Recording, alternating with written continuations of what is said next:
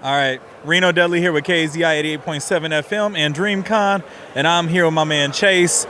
Saw him walking. He had the Ash Ketchum fit. I'm actually a huge Pokemon fan, but I just wanted to grab him because I had questions like, why is Ash so overrated and how did this happen?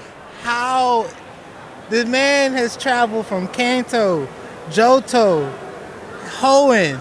Like, how is he overrated? This is one of the greatest traveling trainers in Pokemon. He's the main character. He was one season away from being the Chris Paul of Pokemon. What season are we talking about? What season are we talking about? When he finally won a title and brought it through in the big moments. All right. He still made it there, though. That's the point we got to go about. He made it there. Out of all the trainers, out of everybody, out of Gary, Red, what's his name? With the other person with the Pikachu, called Sparky. Oh, what's his name? Yeah, I can't remember. It starts with an R, I feel like. It's not Randy or something. Oh, man. Because that was the one that Charizard lost to because he didn't feel like playing. Exactly. See, so. Yeah, he lost control of the locker room, too. Let me put my hat down for a second. You guys gotta understand. You gotta have faith, man. Ash is one of the greatest trainers for Pokemon. He punched Mewtwo in the face. How'd that go for him? I mean, he got flung 80 feet. But guess what? Who else? Who else punched Mewtwo in the face? He got legendary battles. That shows a lack of situational awareness. You know what? I feel like you are nitpicking at everything I've accomplished. Everything Ash has accomplished, you are nitpicking.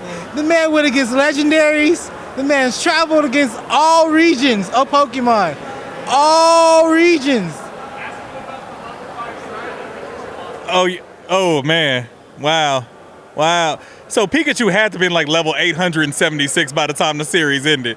Like, how do you even lose one battle traveling from place to place with the exact same team? Pikachu, I think if there's anybody that's overrated, it's Pikachu, because Pikachu shouldn't be ever faint. Should never faint. It's been the most gangster. Come on, man. Pikachu carried the team. What? When? When he jumped in Dragonie's mouth and shocked him from the inside. All right, that's one time. I'll give you that. I'll give you that. That was epic. I didn't know he was gonna go this deep. I didn't know he was gonna go this deep. That was an epic episode. That was epic. But that's one time though. That's still only one time. Remember that time he took on Brock Sonics and like somehow still got a win there? That's what I mean by like, what's that, plot armor? As plot armor, Pikachu's overrated. Pikachu is overrated. Not me, not Ash. Not Ash. It's Pikachu. Nah, for real though.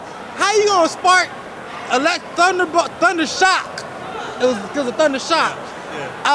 The rain system, the water system. That's cheating. That's mad cheating. You didn't use your own water gun, no nothing. That's mad cheating. I mean, let's look at some of the trades he even made, like the Butterfree trade. How'd that work out? He had to get him back.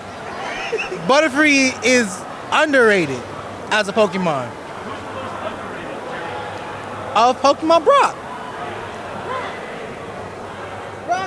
Everybody hated on Brock. Brock tried to make his move, shoot his shot, whatever it was.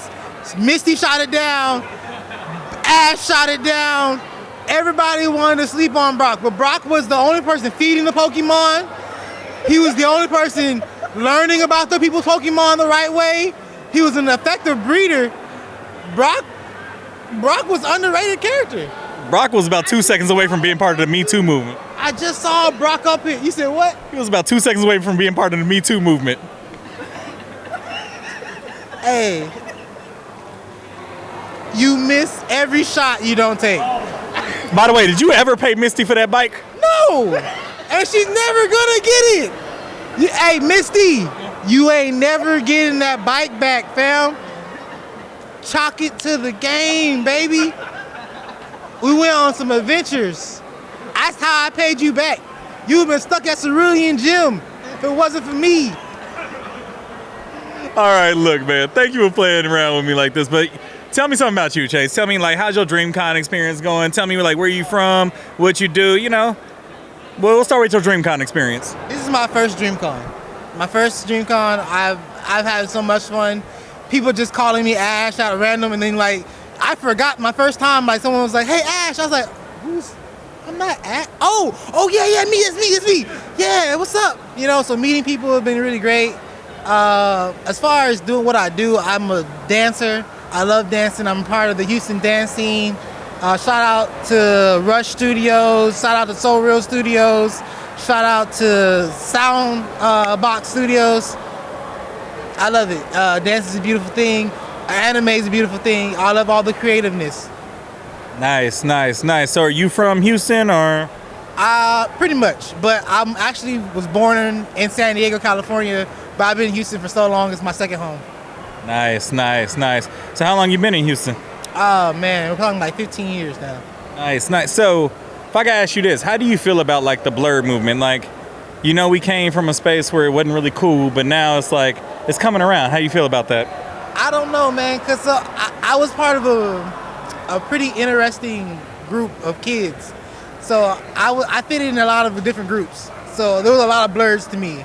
Like I had a lot of jock friends that were blurs that watched Attack on Titan. They just didn't have, we weren't running around with our arms down the hallway. You know what I'm saying? But we were still watching it. You know, Dragon Ball Z is an OG anime. So like we go way back to those type of things. Nice. Well, look, Chase, thank you for the time today, man. Thank you for the conversation. Absolutely hilarious, man. I really appreciate you. Enjoy your DreamCon, bruh.